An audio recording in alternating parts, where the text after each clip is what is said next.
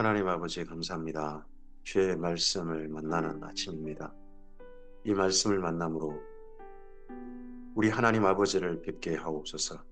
이 말씀을 만남으로 우리의 주님이신 예수님을 만나게 하옵소서. 이 말씀을 만남으로 우리 가운데 임재하셔서 오늘 하루 함께 하시는 성령님을 만나게 하옵소서. 하나님을 만난 사람으로서 삶의 자리에 서게 하시고 우리를 만나셔서 우리에게 말씀하신 우리 하나님의 뜻을 받들어서 하나님의 선하신 뜻을 이 땅 가운데 실현하는 데 동역하는 우리가 되게 하옵소서. 주께 부탁드리오며 예수님 이름으로 기도합니다. 아멘. 오늘은 고린도전서 15장에서 16장 말씀 함께 읽습니다. 고린도 교회의 여러 가지 문제들을 바로잡고 그에 대해서 특별히 어떤 문제는 많은 지면을 하려 하고 어떤 문제는 간단히 이야기하고 또 어떤 문제는 나중에 만나서 이야기하자 합니다. 근데 지면에 하려되 고린도전서에 쓰여진 문제만 한 11개 문제가 되는 거죠. 나머지 문제는 더 있었던 것 같습니다. 이렇게 복잡해진 교회, 여러 가지 문제가 발생해서 복잡해진 교회에 거기를 그래도 하나님께서 사랑하시고 이 교회가 바로 되길 원하신 게 우리 하나님이십니다. 오늘 우리 교회에 여러 가지 문제가 있다 할지라도 교회를 사랑하시고 바로 되길 원하신 하나님이심을 기억하고 또 이 고린도전서 말씀을 우리 함께 드렸으면 합니다. 고린도전서 15장입니다. 고린도 교회의 여러 가지 문제 가운데 한 네 번째 정도로 큰 지면을 하려 한 게 부활 문제입니다. 형제들아 내가 너희에게 전한 복음을 너희에게 알게 하노니 이는 너희가 받은 것이요 또 그 가운데 선 것이라. 복음 너희가 만일 내가 전한 그 말을 굳게 지키고 헛되이 믿지 아니하였으면 그로 말미암아 구원을 받으리라.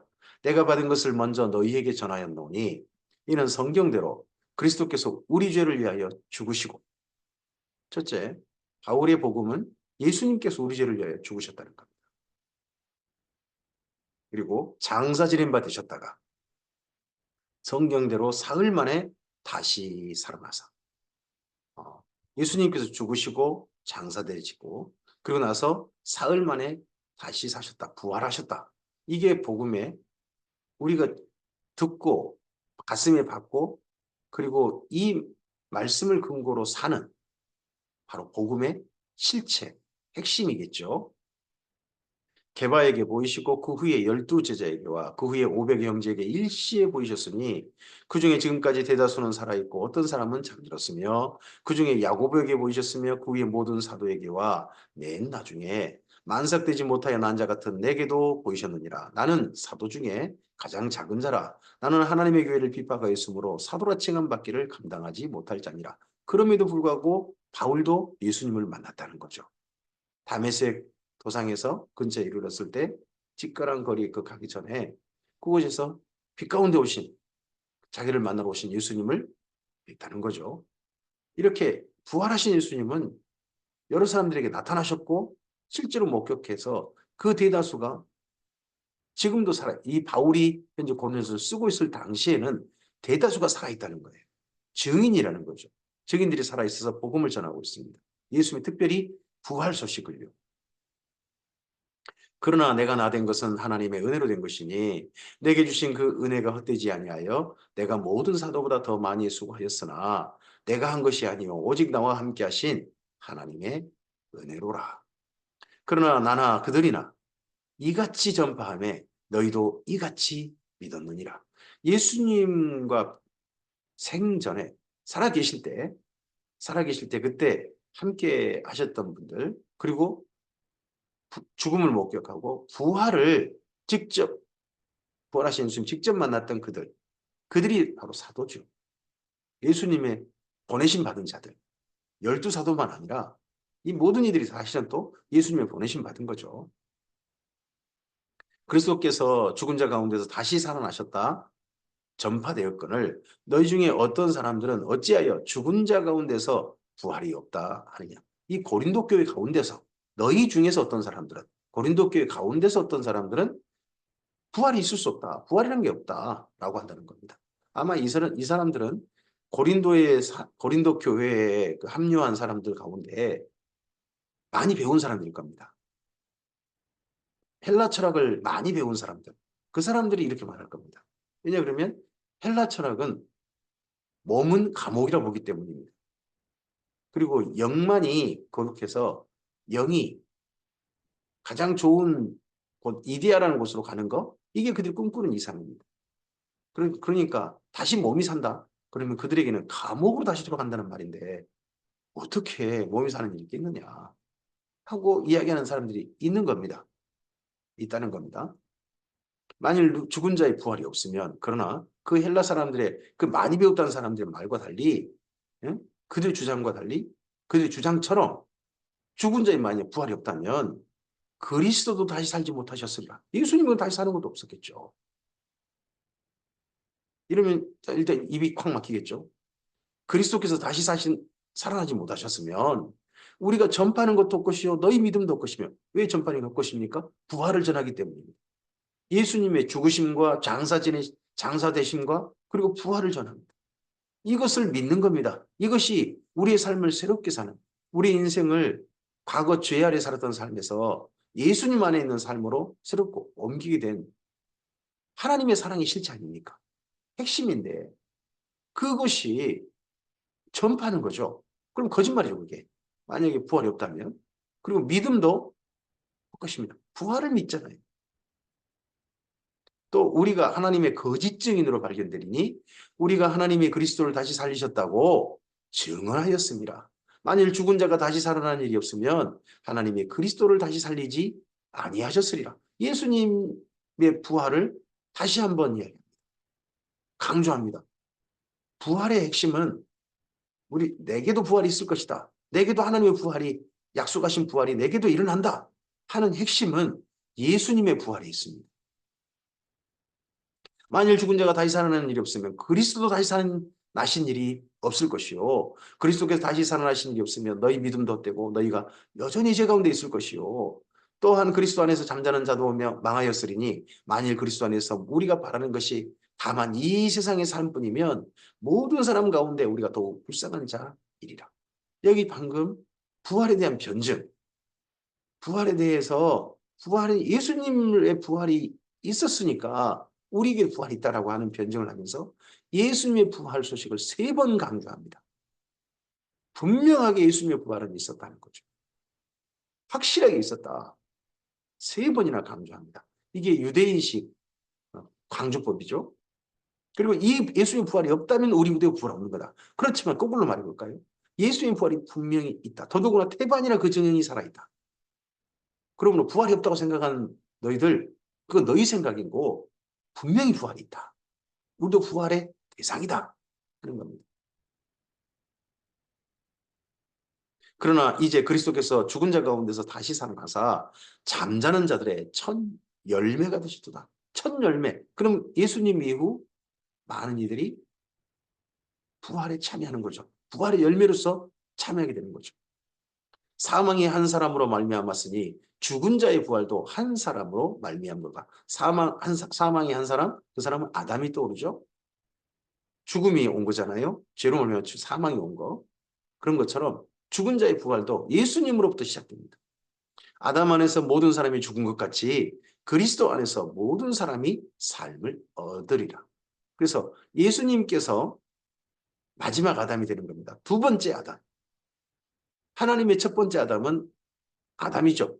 그로 말미암아 온 것은 사망이고 죄입니다. 근데 예수님께서 아담이 되어 오셨습니다. 그래서 예수님도 새롭게 출발합니다. 예수님으로 말미암아요 이 땅 가운데 새로운 삶을 얻고, 예수님으로 말미암아요 부활이 되고, 예수님으로 말미암아요 영생까지 이르게 됩니다. 그러나 각각 자기 차례대로 되리니 먼저는 첫 열매인 그리스도요, 다음에는 그가 강림하실 때 그리스도께 속한 자요, 그 후에는 마지막이니 그가 모든 통치와 모든 권세와 능력을 멸하시고 나라를 하나님 아버지께 바칠 때입니다. 부활은 3번 있는 겁니다. 부활은 3번. 가장 큰 부활은 첫째는 예수님이시죠. 두 번째 부활은요, 예수님께서 강림하실 때 그와 함께한 자들입니다. 그리고 그 후에는 마지막입니다. 마지막은 뭡니까? 이 땅의 모든 사람이 부활하는 겁니다. 그래서 하나님의 심판대에 서는 거죠. 그가 모든 원수를 그 발 아래 둘 때까지 반드시 왕 노릇하시리니 맨 나중에 멸망받을 원수는 사망이니라. 만물을 그의 발 아래 두셨다 하셨으니 만물을 아래에 둔다 말씀하실 때에 만물을 그의 아래에 두신 이가 그 중에 들지 아니한 것이 분명하도다. 만물을 그에게 복종하게 하실 때에는 아들 자신도 그때의 만물을 자기에게 복종하게 하신 이에게 복종하게 되리니 이는 하나님이 만유의 주로서 만유 안에 계시려 하심이라. 만일 죽은 자들이 도무지 다시 살아나지 못하면 죽은 자들을 위하여 세례받는 자들이 무엇을 하겠느냐? 어찌하여 그들을 위하여 세례받느냐? 여기 죽은 자들이 다시 산다 하는 것이 나중에 장차인데 지금 현재로 돌아옵니다. 현재 죽은 자들입니다. 이 죽은 자들은 아예 시체가 되어버린 사람들 아닙니다. 이 사람들은 현재 살아있으나 하나님과 관계가 끊겨진 자들입니다. 현재 살아있으나 그들을 위해 세례받는다. 이 세례는 이 다음 말씀 이어보면 침례받는, 물로 침례받는 거 말한 게 아닙니다. 여기 침례 예수님께서 받으신 세례. 예수님께서 마지막 성찬식 때 특별히 두 사람이 오셨습니까? 사갈의 두 아들들 야고보와 요한 두 아들이 왔을 때 두 사람에 대해서 좌우편에 앉아달라고 하니까 그건 나중에 될 거고 지금은 내가 마실 잔이 있다 하시잖아요. 그게 예수님이 받을 고난의 세례를 말씀하셨잖아요. 내가 받을 세례가 있다 라고 말씀하셨어요. 그 세례가 바로 여기 이 세례죠. 그래서 여기 세례는 물로 침례받는 그런 세례 아니고요. 이 세례는 고난의 세례를 말합니다. 그러다 보니까 또 어찌하여 우리가 언제나 위험을 무릅쓰리요. 형제들아 내가 그리스도 예수 우리 주 안에서 가진 바 너희에 대한 나의 자랑을 두고 단언하니 나는 날마다 죽노라. 날마다 죽는 세례, 고난의 세례. 이 세례를 왜 받습니까? 내가 죽어서 내가 오늘 고난을 받아서 현재 하나님과 관계가 끊겨진 죽은 자들이 살아나길 원하기 때문입니다. 내가 사람의 방법으로 에베소에서 맹수와 더불어 싸웠다면 내게 무슨 유익이 있으리요? 죽은 자가 다시 살아나지 못한다면 내일 죽을 터이니 먹고 마시자 하리라. 내일 죽을 터이니 먹고 마시자 하는 사람들이 거기 맹수와 더불어 싸우는 사람들이겠죠. 언제 죽을지 모르니까 오늘 먹고 마시자. 그러겠죠. 근데 우리는 오늘 먹고 마시지 않습니다. 오늘 먹고 마신 걸 도리어 절제합니다. 왜 그렇습니까? 영원한 잔치의 날이 하나님과 만남에 있을 것이라고 믿기 때문입니다. 그걸 바라보고 그 약속을 의지하기에 오늘은 그걸 절제할 수 있는 거죠.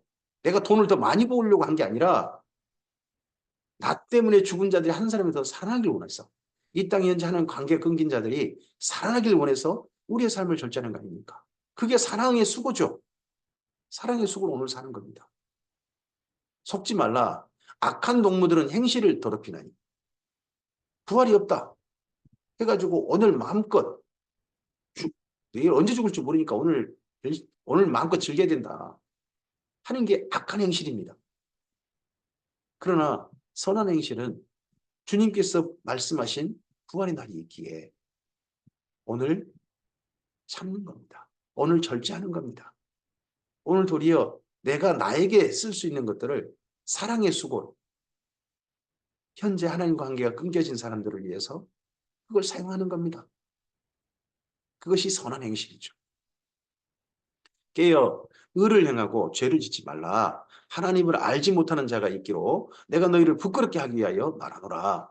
누가 묻기를 죽은 자들이 어떻게 다시 살아나며 어떠한 몸으로 오느냐 하리니 어리석은 자여 내가 뿌리는 씨가 죽지 아니하면 살아나지 못하겠고 또 내가 뿌리는 것은 장래 형체를 뿌리는 것이 아니요 만일 밀이나 다른 것의 알맹이 뿐이로되 하나님이 그 뜻대로 그에게 형체를 주시되 각 종자에게 그 형체를 주시느니라.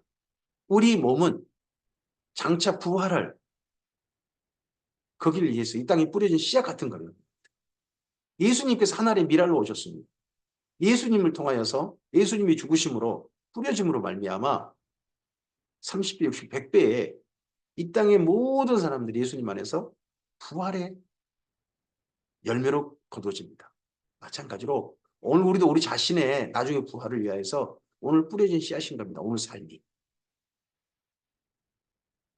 육체는 다 같은 육체가 아니니 하나는 사람의 육체요, 하나는 짐승의 육체요, 하나는 새의 육체요, 하나는 물고기 육체라.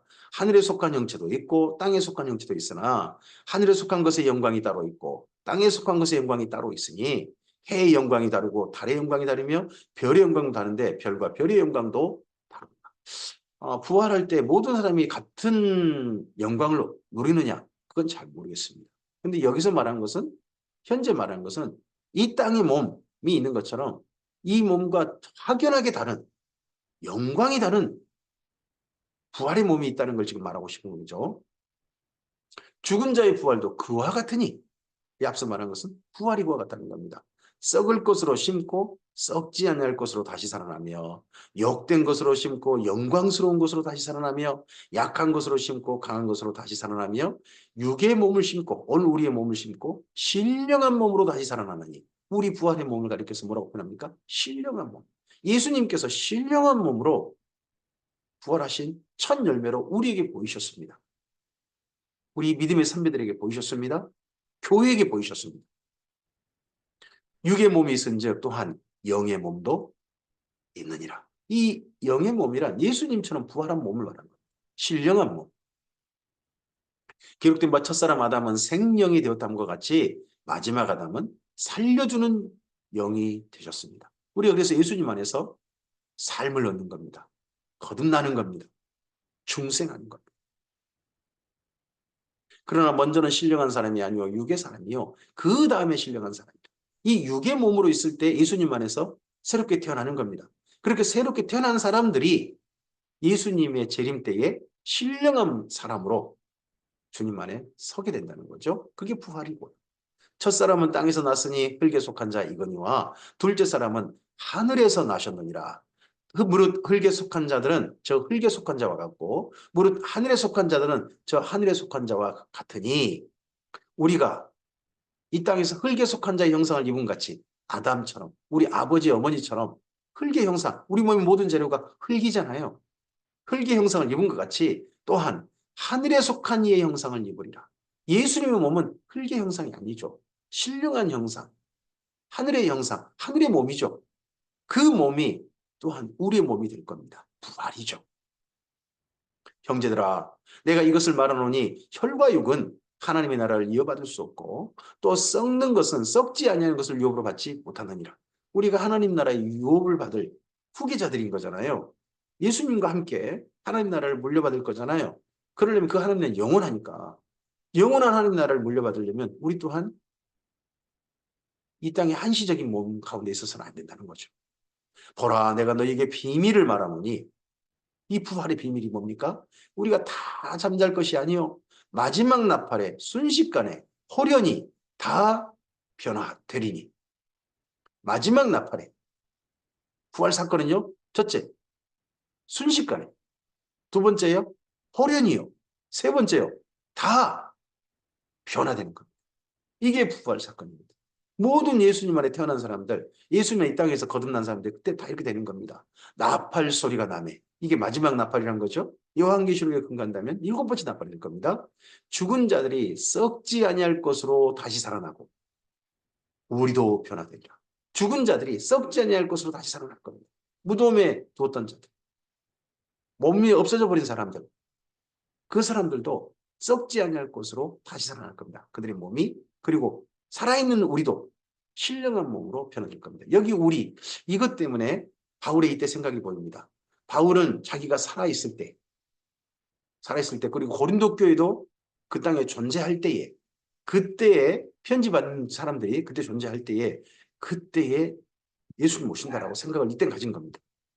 근데 이게 나중에 생각이 바뀐 게 보입니다. 이 썩을 것이 반드시 썩지 아니할 것을 입겠고 이 죽을 것이 죽지 아니함을 입으리로다. 이 썩을 것이 썩지 아니함을 입고 이 죽을 것이 죽지 아니함을 입을 때에는 사망을 삼키고 이기리라고 기록된 말씀이 이루어지리라. 사망아 너의 승리가 어디 있느냐. 사망아 내가 쏘는 것이 어디 있느냐. 사망이 쏘는 것은 죄요 죄의 권능은 율법이라. 네. 이 죄 아래에서 율법의 심판에서 완전히 벗어나서 예수님 안에서 생명을 이 땅에 누리고 예수님 안에서 신령한 몸으로 변화되어져서 하나님 나라를 유혹으로 받는 그 승리, 그 승리가 바로 주님을 믿는 자. 주께서 죽으시고 장사되시고 사흘 만에 다시 살아나셨다 하시니 복음의 핵심을 믿는 자들에게 주어진 것입니다. 우리 주 예수 그리스도로 말미암아 우리에게 승리를 주시는 하나님께 감사하노니 그러므로 내 사랑하는 형제들아 이 복음을 받아들였다면 이 복음을 믿고 오늘도 부활을 기다리고 오늘 마음껏 인생을 허랑방탕에 살지 않고 내 삶을 절제해서 그걸 가지고 사랑의 수고로 사는 사람들이 있다. 사람들이라면 그 삶에 대해서 견실하며 흔들리지 말고 항상 주의 일에 더욱 힘쓰는 자들이 되라. 이는 너희 수고가 주 안에서 헛되지 않을 줄을 알미라. 바울이 말하는 수고가 뭡니까? 사랑의 수고입니다. 믿음의 역사와 사랑의 수고와 소망의 인내 아닙니까? 그 수고가 그날 헛되지 않을 겁니다. 부활을 믿는다면 그러므로 오늘 우리의 삶은 사랑에 수고하는데 기꺼이 우리의 모든 것들을 이 땅 가운데로 붓는 그런 삶이 우리 삶이 되어야 되겠죠. 고린도전서 16장입니다. 성도를 이해하는 연보에 관하여는 내가 갈라디아 교회들에게 명함같이 너희도 그렇게 하라. 바울이 지금 에베소에 있으면서 동쪽에 있는 갈라디아 교회 여러 교회들에게 연보를 부탁했습니다. 성도를 위한 연보, 이게 예루살렘 교회를 위한 겁니다. 그런 것처럼 지금 에베소 서쪽에 있는 마게도냐, 아가야 이쪽 헬라 전체에게도 또 이걸 부탁을 하고 있습니다. 연보. 그래서 여기 고린도전서 문제 가운데 제일 어떻게 보면 교정이 아니라 열심히 해달라 하는 그 문제는 연보 문제겠죠. 매주 첫날에 너희 각 사람의 수입에 따라 모아두어서 내가 갈 때 연보를 하지 않게 하라. 매주 첫날 모임이 있습니다. 첫날은 안식일날 아닙니다. 안식일날은 매주 마지막 날입니다. 마지막 날 안식일 지나서 첫날 안식 후 오후 6시 이후 그때 모일 때에 그때 연보를 모으는 거예요. 그 연보가 모임 있을 때 초대교회 예배 때 주일 예배 때 그때 모아서 바울이 방문할 때는 따로 또 그날 또 급하게 연보하지 말고 미리 모아둔 거를 가져가게. 내가 이럴 때 너희가 인정하는 사람에게 편지를 주어 너희 은혜를 예루살렘으로 가지고 가게 하리니. 이게 왜 은혜입니까? 너희의 은혜입니까? 이걸 예루살렘에 보내는 이유는 예루살렘을 위해 연보하는 이유는 예루살렘에게 뭘 받고자 함이 아닙니다. 값없이 주는 거 아닙니까? 그러니까 은혜죠. 값없이 주는 사랑의 선물인 거죠. 나도 가는 것이 합당하면 그들이 나와 함께 가리라. 내가 마게도냐를 지날 터이니 마게도냐를 지난 후에 너희에게 가서 혹 너희와 함께 머물며 겨울을 지낼 듯도 하니 이때 계획은 겨울도 지낼 듯 했다는 겁니다. 이는 너희가 나를 내가 갈 곳으로 보내어 주게 하려 함이라. 또 겨울을 지내는 이유는 그때가 겨울이 그 우기잖아요. 우기면 거기 지중해가 훨씬 바다가 사납습니다. 그러니까 건기 때 그때 정도에 가면 백길이 좀 더 좀 순탄한 거죠. 그래서 그때 정도 가려고 한다는 겁니다. 그래서 헬라에서 나중에 3개월 머물렀는데 그때가 겨울이었을 가능성이 높습니다. 왜냐하면 그 바울이 고린도에서 그 다음 배 타고 가려고 했을 때가 6월절쯤이거든요. 6월절 바로 직전에. 그러면 백길 이리저리 생각해 보면 네, 겨울 때 정도 3개월 머물렀다 하는 게 사실 나중에 또 그때로 또 된 것 같습니다. 이제는 지나는 길에 너희 보기를 원하지 아니하노니 만일 주께서 허락하시면 얼마 동안 너희와 함께 머물기를 바랍니다. 실제로 이 바람이 주님 안에서 이루어졌죠. 3개월 정도 머무는. 내가 오순절까지 에베소에 머물려 함은 내게 광대하고 유효한 문이 열렸으나 대적하는 자가 많음이라. 오순절까지면 지금 맥주 감사절 정도까지 지지 않았습니까? 그때 정도까지 에베소에 앞으로도 계획에 좀 머물려고 한다는 겁니다. 근데 이게 또 계획이 더 훨씬 더 좀 더 좀 많이 된 것 같습니다. 이 다음 고린도 후서가 또 쓰여진 걸로 봐서요. 현재 에베소에서는요. 광대하고 유효한 문이 열렸다. 그 말은 전도의 문이 활짝 열린 거죠. 이게 이제 사도행전 19장에 보면 보이죠. 근데 정반대로요. 전도의 문도 열렸지만 대적하는 자도 많았다. 많다. 이게 바울의 3차 전도행인 거죠. 이 대적한 자들 중에 또 심지어 교회의 성도들인 할레파도 있게 된 거죠. 디모데가 이르거든 너희는 조심하여 그로 두려움이 없이 너희 가운데 있게 하라. 이는 그도 나와 같이 주의 일을 힘쓰는 자임이라. 디모데가 이 고린도 교회 고린도 전서를 가지고 가서 읽어주고 바울을 대신해서 아볼로가 지금 와버렸거든요. 바울과 아볼로 대신해서 여기 고린도 교회를 바울이 거기 도착할 때까지 정도라든지 그때 정도에 아니면 또 그 전에 잠깐 목회하다가 교회가 안정되면 이런저런 문제 바로 잡으면 그때 에베소로 돌아오는 귀환하는 그런 사역이었던 것 같습니다. 그러므로 누구든지 그를 멸시하지 말고 평안히 보내어 내게로 오게 하라. 나는 그가 형제들과 함께 오기를 기다리노라. 이 디모데가 고린도에 머무는 동안 혹여 디모데에게 무리할까 봐 걱정합니다. 지금 편지 내용을 보면 교회가 지금 어지럽잖아요. 분파도 심하고요. 이런저런 복잡한 문제가 많아요. 그러다 보니까 디모데가 아직 나이가 어리고 하니까 디모데에 대해서 아주 가볍게 보고 그에 대해서 그냥 무리하게 행동할까 봐 바울이 걱정인 거죠. 실제 그러지 않았나 싶기도 합니다. 형제 아볼로에 대하여는 그에게 형제들과 함께 너에게 가라고 내가 많이 권하였을 때 지금은 갈 듯이 전혀 없으나 기회가 있으면 가리라. 아볼로가 지금 목회를 사임하고 와버렸단 말이에요. 이런저런 문제들, 특별히 12장부터 14장 방언과 예언 문제. 이게 결정타가 된 것 같습니다. 앞의 문제도 복잡하지만 이거 설교를 할 수가 없으니까요. 그래서 그냥 와버린 것 같습니다. 근데 왔는데 갈 뜻이 전혀 없다. 다시는 내가 고린도 안 갑니다. 내가 고린도로 다시 가면 사람이 아닙니다. 뭐 이런 겁니다. 그 정도로 지금 아볼로가 되었습니다. 고린도 교회는 그만큼 심각한 겁니다. 고린도 교회가 은사가 충만한 교회라고요? 은사가 충만한 교회가 아니고요. 하나님께서 사랑하시는 교회 맞지만 문제가 많은 교회고 목회자가 사임할 정도로 어지러운 교회가 고린도 교회는 분명합니다. 깨어 믿음에 굳게 서서 남자답게 강건하라. 너희 모든 일을 사랑으로 행하라. 제발. 고린도 교회 모든 문제는 무슨 문제입니까? 사랑으로 행하지 않기 때문에 나타난 문제들입니다. 분쟁, 이권 다툼, 진짜 사랑이 아닌 엉뚱한 사랑, 그리고 밥 같이 안 먹고요. 네. 그리고 목회자를 사랑하지 않는 거죠. 내가 신령한 자다. 내가 하나님이 날 통해서 말한다. 아볼로 너는 신령한 자도 아니다. 막 이런 사람들이 있으니까 지금 이런 문제가 터진 거 아닙니까? 형제들아, 스데바나의 집은 곧 아가야의 첫 열매요. 또 성도 섬기기로 작정한 줄을 너희가 아는지라. 내가 너희를 권하노니 이 같은 사람들과 또 함께 일하며 수고하는 모든 사람에게 순종하라. 이 아볼로가 아볼이니까 그 다음에 대표로 고린도 교회 대표로 스데바나 집 이런 사람이 왔는지도 모르겠습니다. 아니면 열심히 섬기는 사람이든지요.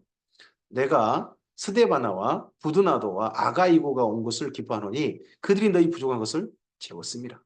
예, 스데바나가 대표로 왔고 부드나도 아가이고가 함께 와서 아볼로를 다시 한번 모셔가려고 했던 것 같고 또 이런저런 문제도 편지로 써진 문제도 바울에게 알려줘가지고 바울의 어떤 권면, 바울의 문제를 바로잡은 이런 것도 듣고자 했고 그리고 하나 더 있다면 그들이 너희 부족한 것을 채웠다 하는 걸로 봐서는 이들이 올 때에 바울의 사역을 위해서 에베소 개척 사역을 위해서 선교 헌금 아닌가 싶습니다.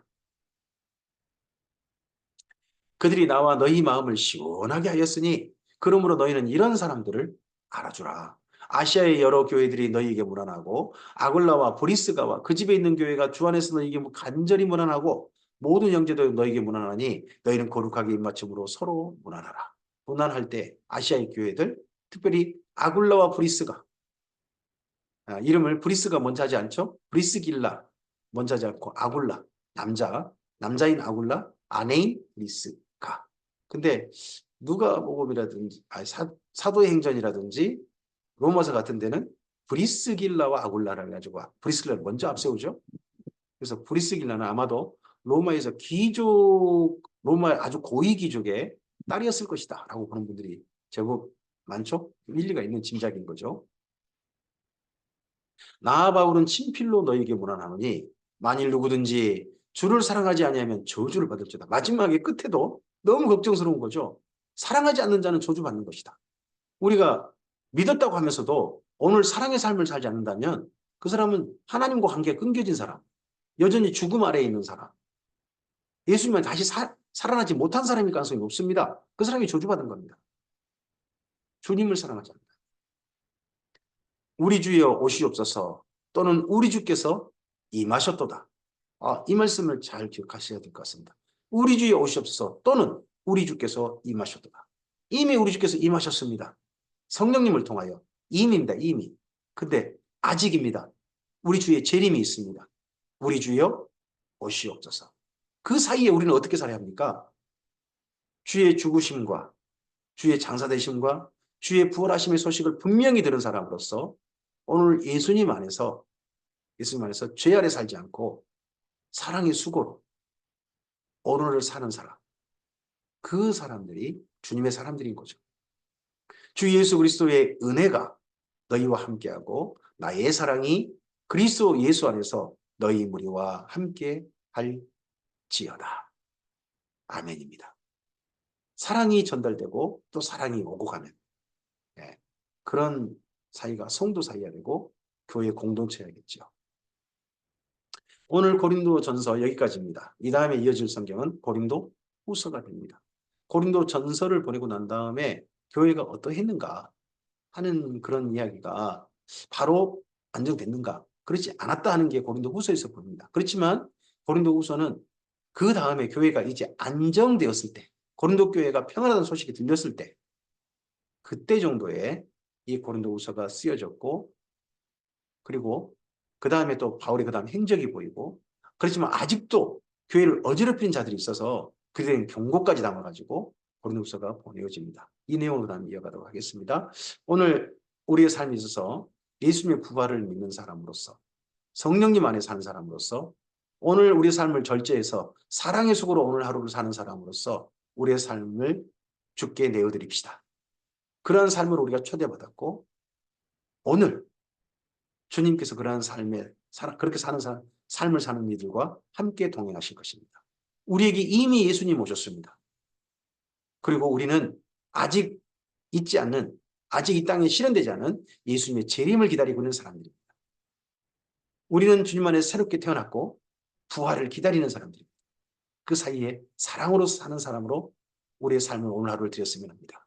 오늘 하루 그래서 주께서 함께 하시는 복된 하루 우리 모두 누리시기를 소망합니다.